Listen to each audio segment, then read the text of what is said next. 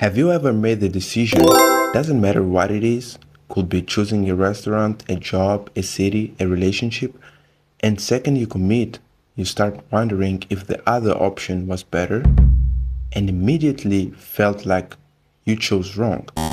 Like you stay home and start thinking about the party. You go out and start thinking about the work you could have done. Why?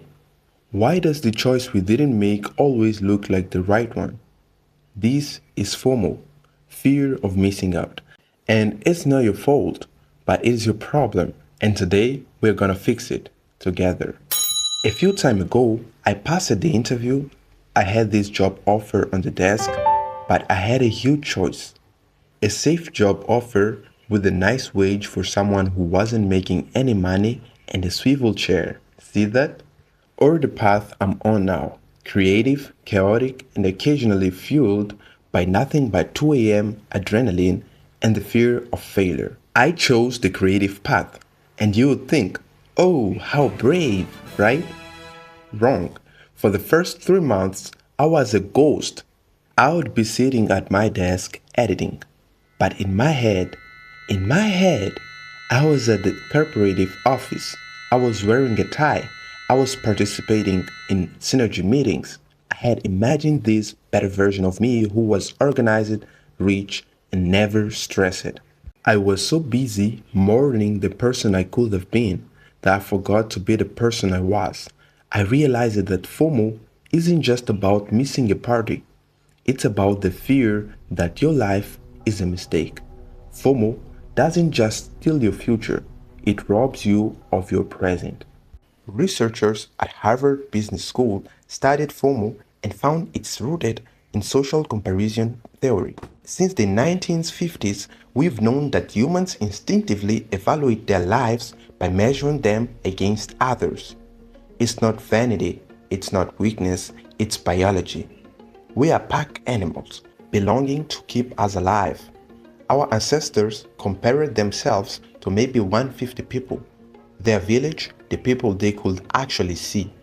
You, right now, you're comparing yourself to billions.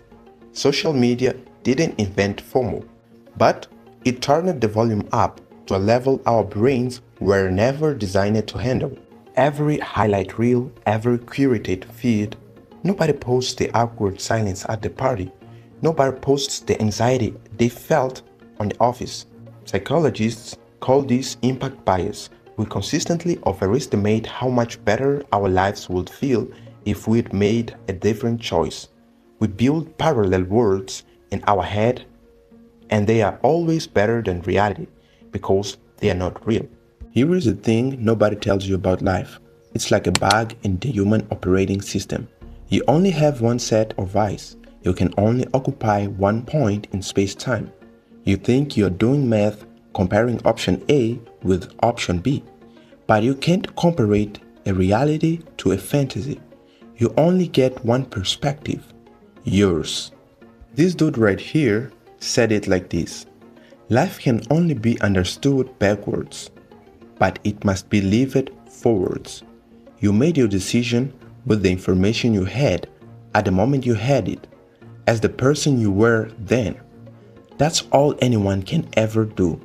The person who went to the party, they are wondering what it felt like to stay home. The person who said yes wonders what would have been, what would have happened if they said no. FOMO is not a disease only you have. It's a universal tax we all pay for being humans and having options. And imagine nowadays having infinite options. Freedom doesn't feel like a gift anymore.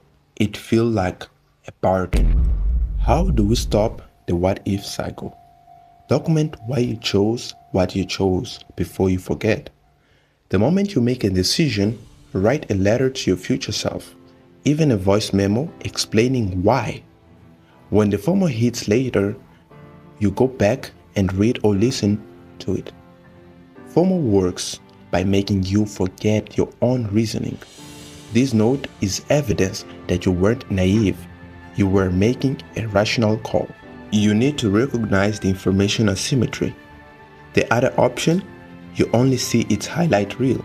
Your choice. You live the full thing, including the boring parts, the hard parts, the behind the scenes. That comparison is rigged. Always ask yourself, do I actually know what the other choice would have felt like to live through? And when you see someone who chose differently than you, your brain asks you one question: who won? And it almost always picks you as the loser. So change the question. Instead of their life looks better than mine, try what did they actually get from that? That's it. One question makes you opponent, the other makes you a student. And honestly, you learn a lot more when you stop competing with a life you're not even living. Curiosity is so much more useful than regret. Don't forget to practice savoring. Studies from the University of Rochester show savoring significantly reduces FOMO and increases life satisfaction. Deliberately slow down and notice what's good about the choice you made. You can't be fully present in your life and fully consumed by someone else's. Attention is a limited resource. And the last thing, accept that the best choice is a myth. There is no objectively correct decision. There is only the decision you made and what you do with it from here. Success comes from committing to what you chose and building something from it, not from always choosing right. So, stop looking at the life you didn't live. It doesn't exist. Your life is not a competition with the ghost. It's a conversation with the present. You didn't make the wrong choice. You made a choice. Now, make it the right one, actually showing up for it. I'm still learning this. There are days where I see someone else's life and feel that pull. That little voice that says, you chose wrong. You always choose wrong. But I'm getting better at answering it. Your life is not a multiple choice test where only one answer is right. It's a blank page, and you are the only one writing it. The other version of you, the one who made the opposite call, they don't exist, but you do, right here, right now, in the only life you actually have.